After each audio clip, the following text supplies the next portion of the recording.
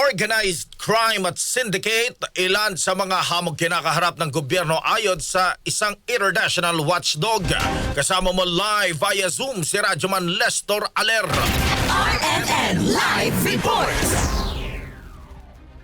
Radyoman Drew, may ituturing na hamon ng gobyerno ang pagsugpo sa krimen tulad ng organized crime o sindikato sa bansa.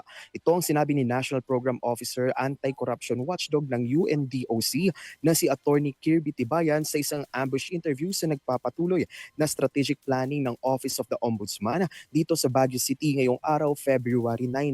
Ayon kay Tibayan na ang ganitong uri ng krimen ay kinakailangan ng matibay na ebidensya upang patunayan o mapatunayan na ito ay organisado ng isang tao o grupo. Dagdag pa niya na ang mga maituturing na big fish ay mahirap mahuli lalo na't mga politically exposed ang mga ito. Pakinggan natin ang pahayag ni Attorney Kirby Tibayan.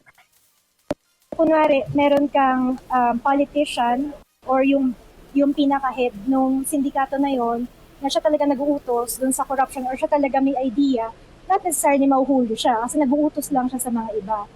Yun yung mahirap mahuli, yung pinaka-big fish, and many times politically exposed person din siya.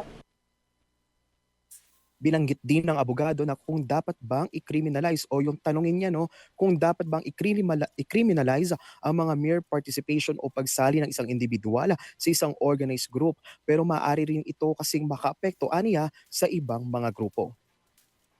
So ang question ngayon for the Philippines is, i-criminalize ba natin yung mere participation or mere pagsali sa mga organized crime organizations? Meron din downside yun kasi baka naman gamitin ito pag naging provision, baka naman ma-target natin yung mga walang kasalanan na NGOs or mga labor unions.